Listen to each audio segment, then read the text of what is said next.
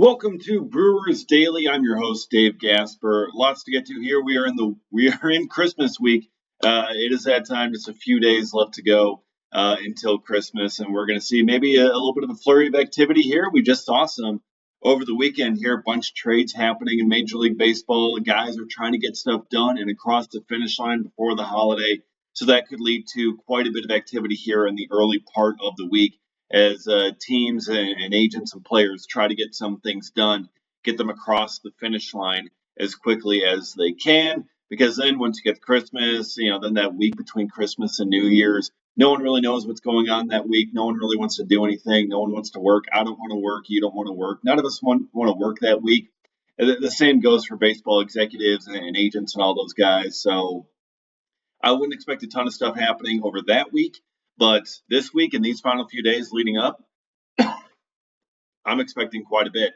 And we just saw some stuff, happening here in the pitching market and in the NL Central. We'll get to that coming up here later on in the show. But the past couple of days here on Brewers Daily, we've been running through the depth that the Brewers have on the roster at, the variety of position groups. We start with, pitching group, the rotation, the bullpen.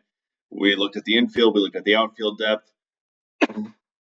Now, I want to get to that last spot on the depth chart, the catching depth. It's obviously a much smaller group, just one position instead of four. There's only a small number of jobs here. So at catching depth, what the Brewers have at starter, William Contreras, no shocker there, and then at the backup catcher you have Jefferson Caro, who has yet to make his major league debut, but he is the only other catcher on the 40-man roster. That's it that they have on the 40-man, just those two guys. I would have to imagine that by the time we get to spring training, the Brewers are going to have several more options. They got to have at least one more option on the 40-man roster for them to turn to at catcher. I have a hard time believing that the Brewers are going to go the rest of the offseason without getting at least something at catcher. Because Jefferson Caro, as much as the Brewers love him and they believe in him, and I think they want to give him that opportunity to be the backup catcher, I think you got to have some insurance because he did miss a lot of last season due to injury. He did have major shoulder surgery, so you don't entirely know what his throwing arm is going to be this next year. You hope it's going to be better. You hope it's going to be closer to what it was before, but you just don't know.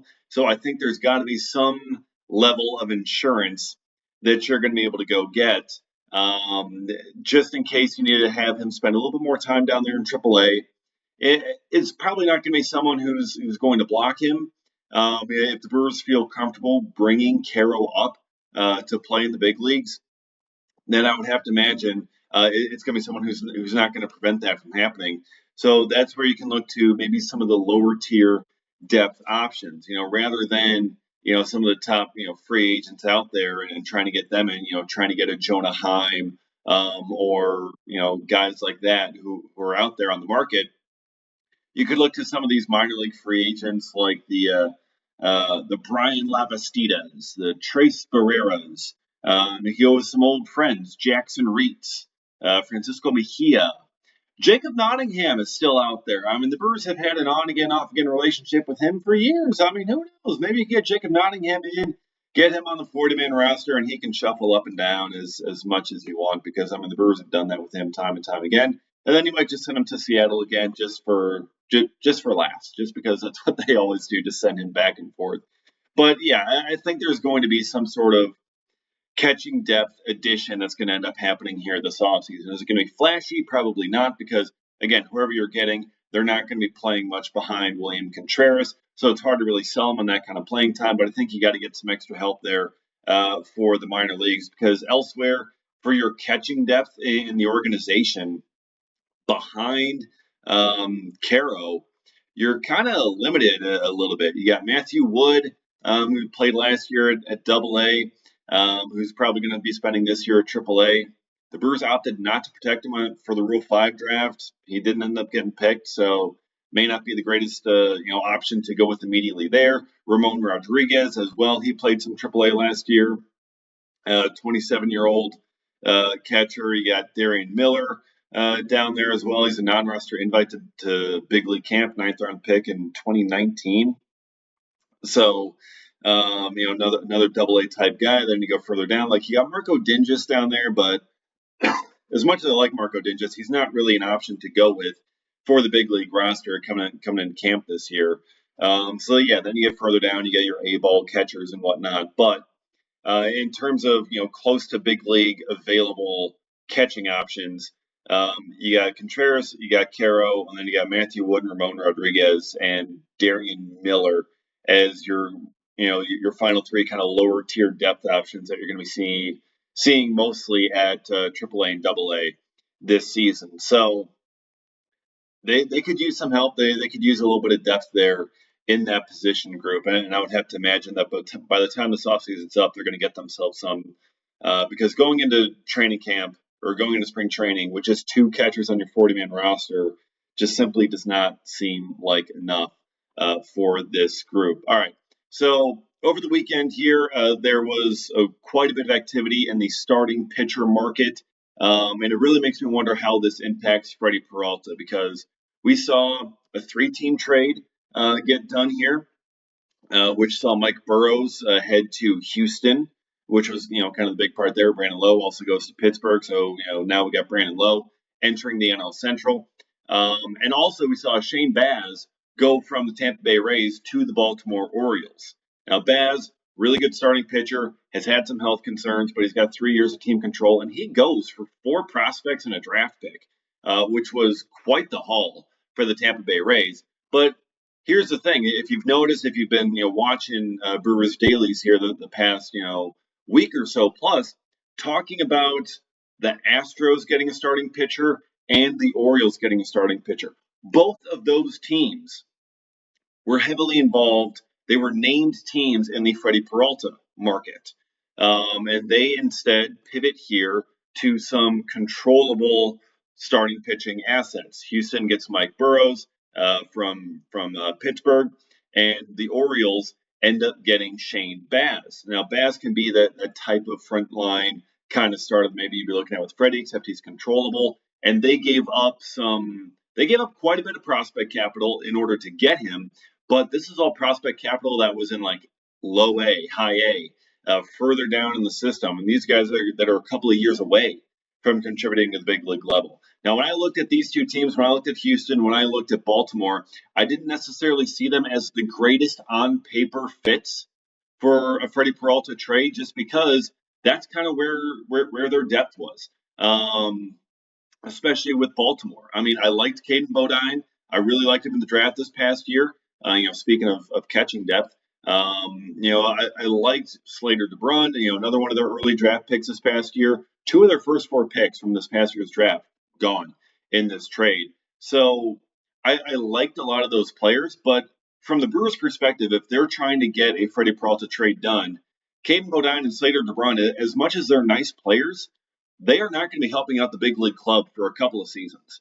And if the Brewers are going to be trading Freddie Peralta, they're going to need something back that's going to help out their big league club right now, that they can expect to help out their big league club in 2026 if they're going to be making that move.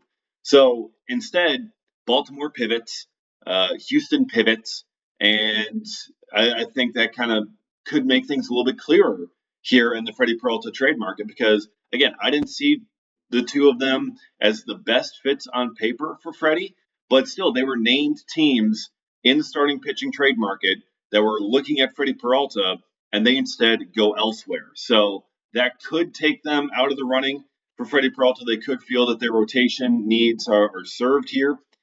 Houston, for what it's worth, seems like they still kind of want to get some more pitching via the trade market, so they could still be an option to work with here, but still, 1 year of Freddie Peralta, it's going to be quite a bit. I mean, if this is the price tag for Shane Baz, I mean, you have 4 really, really good prospects plus a draft pick this next year.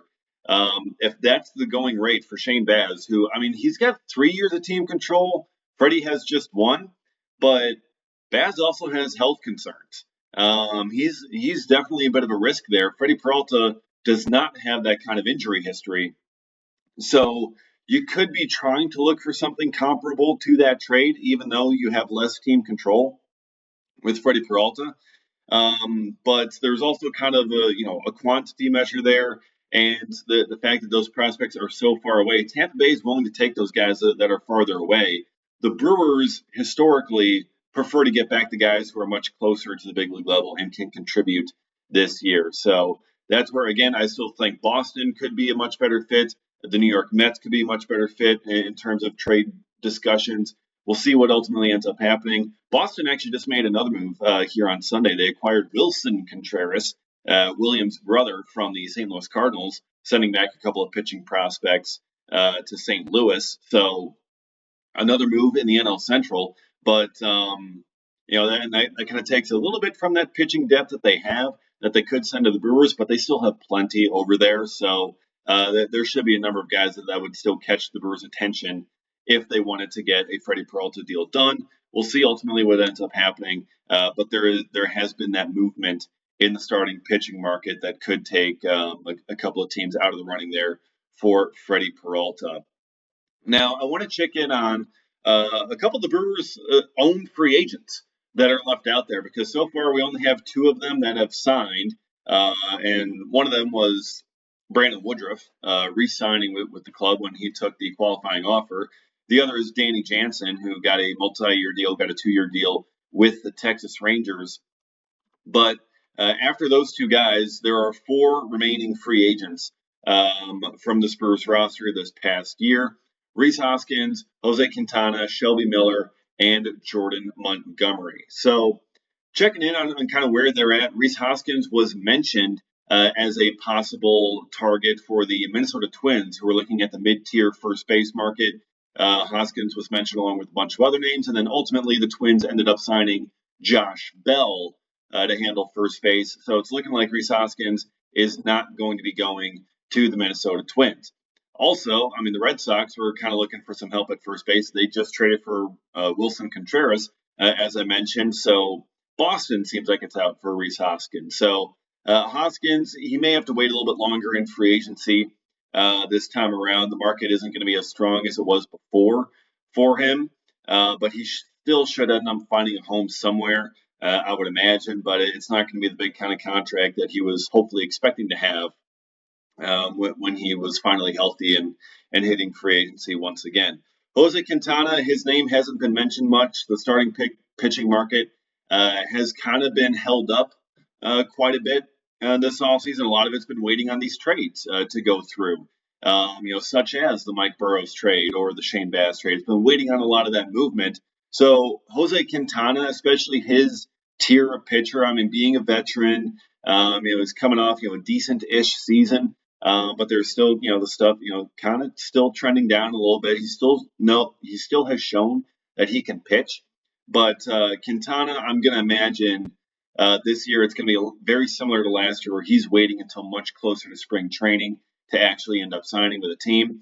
And then Shelby Miller, he just underwent Tommy John surgery towards the end of this past season. He's, potentially at the end of his career. He's in his upper 30s. He's going to miss all of next season, so I'm expecting we're not going to end up hearing much on Shelby Miller in free agency. And, maybe he can get a minor league deal to rehab somewhere, but that'll likely be it.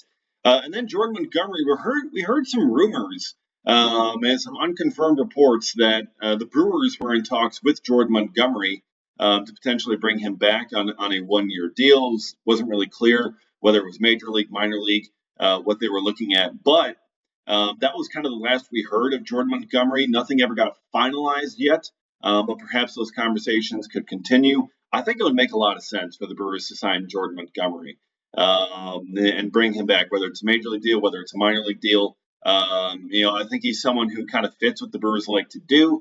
They got him in that trade from Arizona, I think, for a reason, and not just necessarily to not have to pay a prospect in order to get Shelby Miller, and not just necessarily to get him off the hands of Arizona, but to build up a rapport with him, build up a relationship.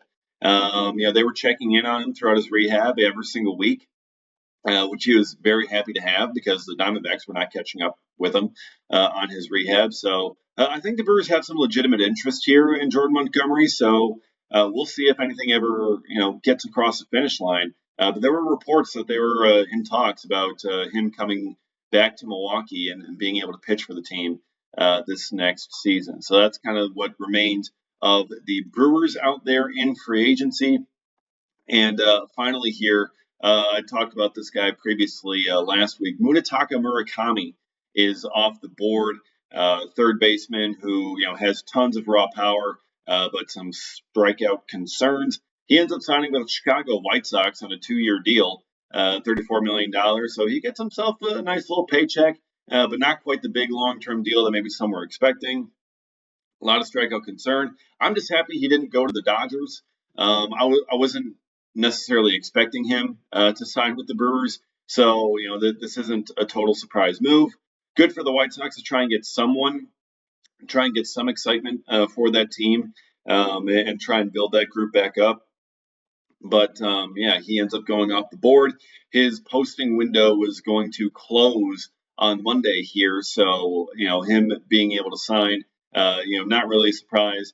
The destination is maybe a surprise to some, going to the White Sox because the White Sox aren't really good. But they don't really pay a ton for free agents. But hey, I mean, good for them to be able to get him. And we'll see how things go down there on the south side for Murakami. But the Brewers, if they want to upgrade off of Caleb Durbin, which I'm not entirely sure that they do, there's only so many options out there that the Brewers can go with that they'd be willing to afford. Because look, you can go get Alex Bregman if you want to improve off Caleb Durbin. You can go get Alex Bregman today, but they're not going to pay for Alex Bregman. They're not going to get him in the door and pay him the contract that he wants and get involved and swim in that deep of water in this market. It just I don't see them doing that. If there's a cost-effective improvement over Caleb Durbin, maybe they'd look at that. But I'm not so sure that they're going to be able to find that this offseason. So we'll see. Maybe a Freddie Peralta trade could bring one, but again, I'm not entirely so sure of that. So we'll see what ends up happening. We'll see how much this pitching market continues to move here, and the hitting market as well. All these markets really, how much they move here in these final couple of days before Christmas, because once we get to the holidays, everyone, the executives, the agents, everyone's going to be taking a couple of days, being with their family. They're not going to be wanting to run medical reviews and, signing off on all the paperwork and stuff. It's going to be kind of that quiet week there. So there could be a little bit of a rush here in these final couple of days beforehand in order to get deals done, get them across the finish line. So excited to see that happen, and excited to cover them here for you every single day on Brewers Daily. Be sure to follow me on Twitter at dgasper24 and hit that subscribe button so that you never miss an episode, because we'll be with you every single day covering our favorite team, the Milwaukee Brewers. And whenever news breaks, whenever something happens, come right here for analysis, for a breakdown of exactly what the Brewers are doing, what things are looking like. So very excited to have more of that to break down with you and share with you. So get notified every single time a new episode drops by subscribing. And we'll see you again next time for another episode of Brewers Daily.